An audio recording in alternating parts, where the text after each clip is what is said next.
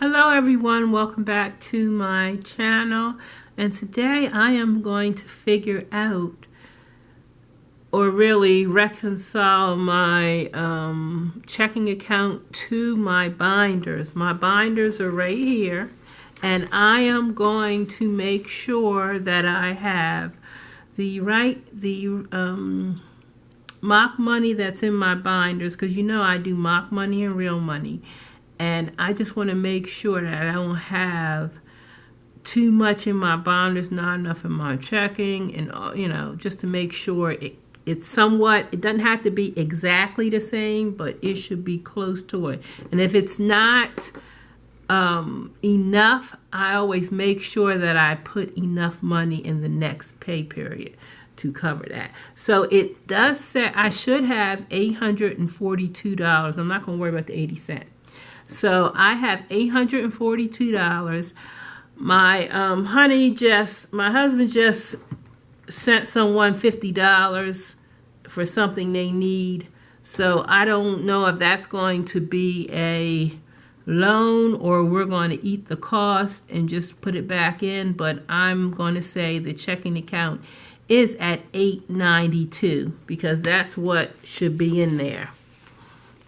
So we're going to start off with the bill pay binder. I like to do this right before the first pay period because that's when I don't really have a lot of money in my checking account. So nothing is being held. Now, you remember I divide my bills into 3 pay periods because we get paid 3 times a month unless my pension check hits on the same date as a W-2. But usually it's 3, sometimes 2. Magic month is 4.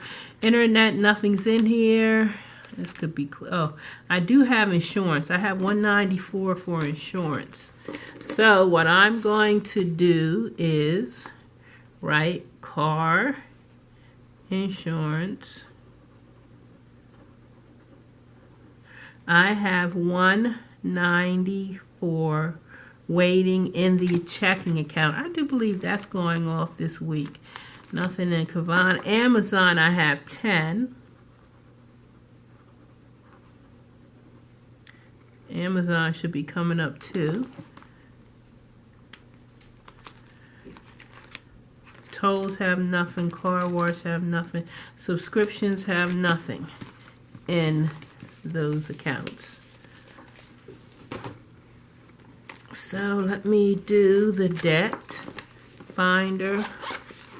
I don't think I have anything in my debt binder. Nothing in Discover, Tremont. My car, Honey's car. Yeah, nothing in the Snowball, so there's nothing in that. And let me go through my variable expensive. Nothing in extra cheese. Nothing in gas. Oh, nothing in here.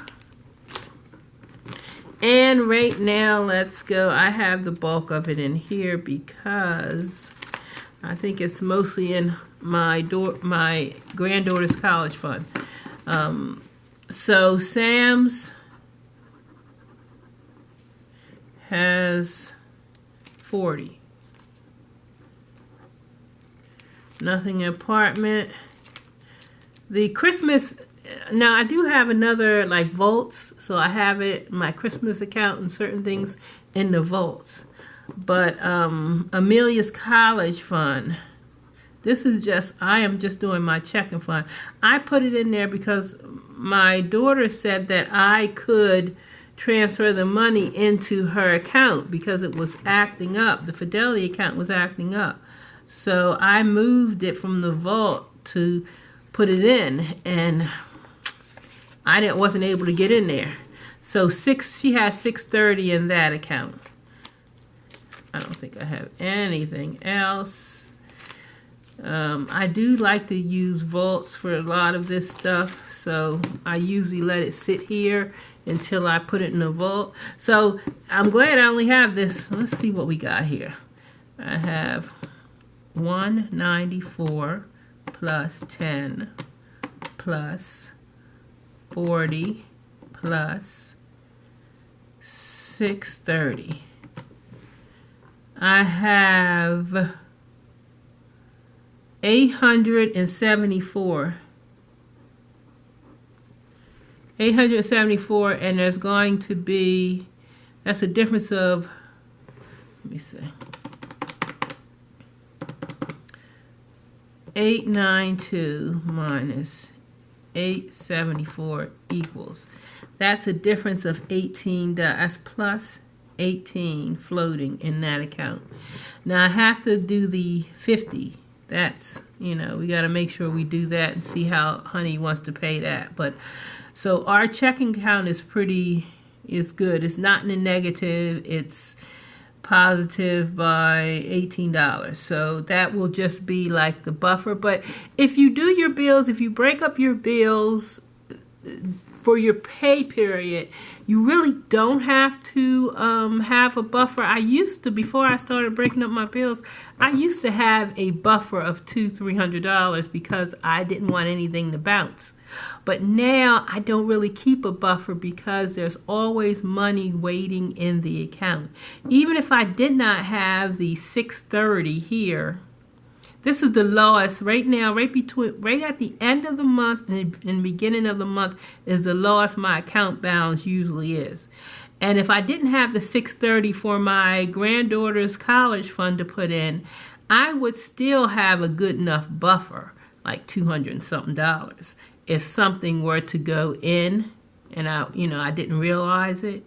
So, but this is going to be gone this week. This is going to be gone, and my this is going to be gone, and there would still be $18 in it. So I just reconcile. I try to do it at least once a month to make sure that my binders are like in step with my account, and one isn't too big, one isn't, I don't want anything to bounce.